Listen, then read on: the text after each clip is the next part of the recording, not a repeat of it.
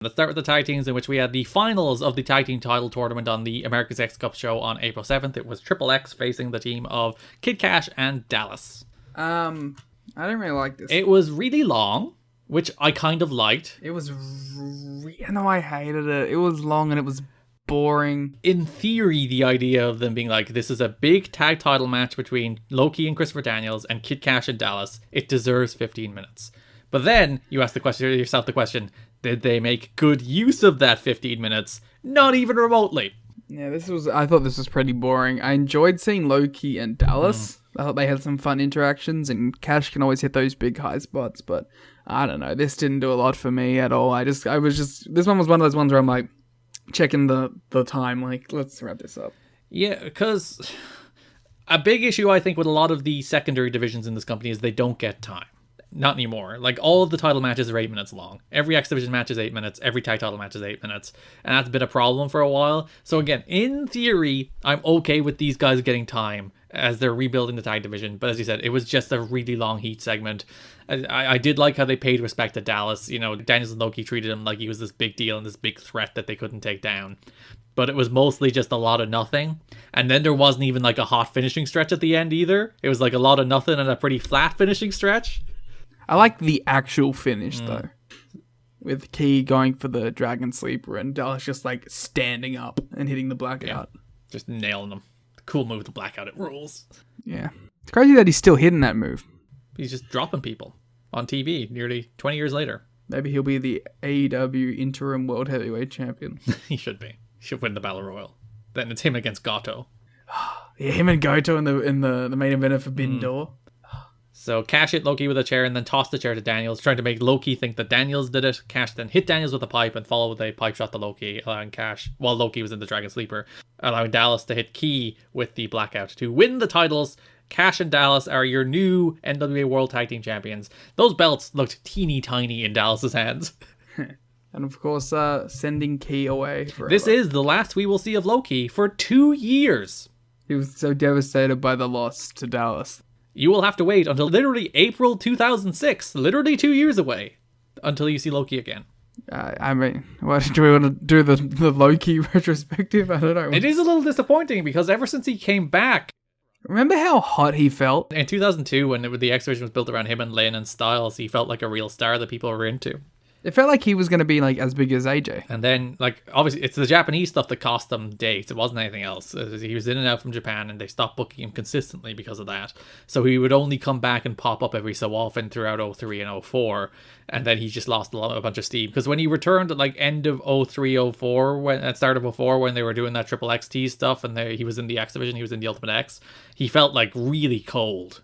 Yeah, well, we even mentioned that it was so odd to see this guy who felt like such a big deal when he was here last to be so cold now. But then at the same time, when he returned with Daniels for this tag title tournament, we were talking about it. It felt like a big deal. A big deal. Loki was back, and he was good in these matches. And as you mentioned, the stuff he did with Dallas here was cool. But then he's gone. He's done.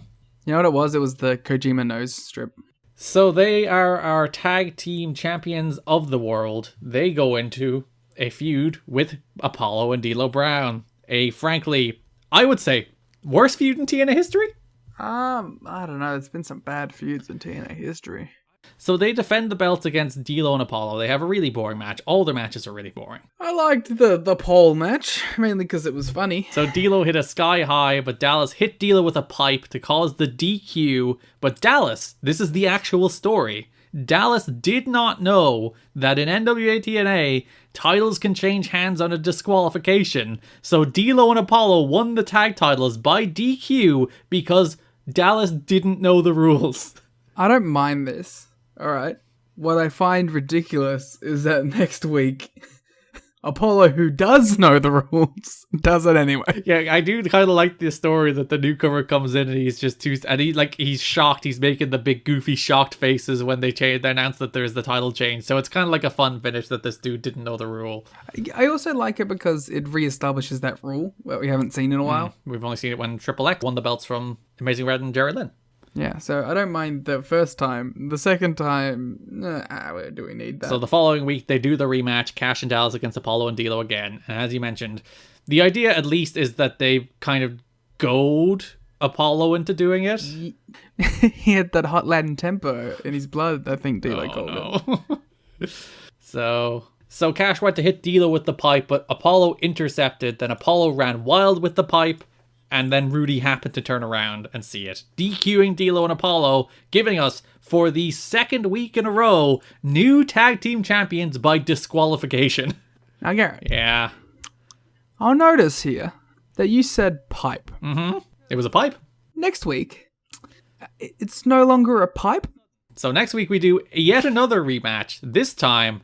This is the best of the three, by the way. I wouldn't say so. No, this match rules. So Mike Tenay says the words, which is my favorite. It's a steel pipe-like nightstick on a pole match. The only reason they did this had to be because they couldn't find a way to get the pipe to stay, right? Well, they couldn't find a way to get a nightstick to stay either, Liam. So... Well, they probably could at least on the day.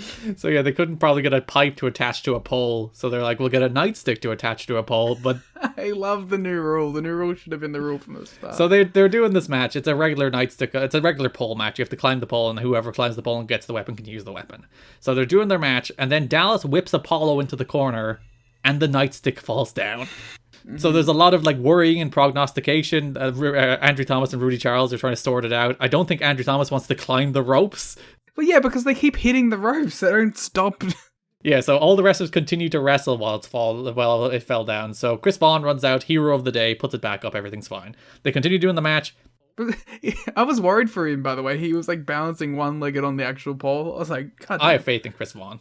Though it does kind of expose how climbing it is really easy. Well, he wasn't getting fought the whole time. So yeah, they continue doing the match, everything's fine. D'Lo's whipped into the corner, the nightstick falls again. And it fell with some fury at this point, because I was like, holy shit, was that it? It went with some speed. Clearly, D'Lo whipped real hard into that corner. Yeah. So at this stage they decide they're not going to put it back up, but they have changed the rules of the match.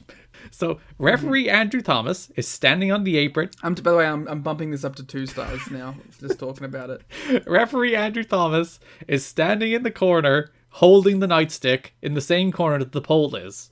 And he will give the nightstick to whoever climbs the pole and touches the top of it. Awesome. Perfect.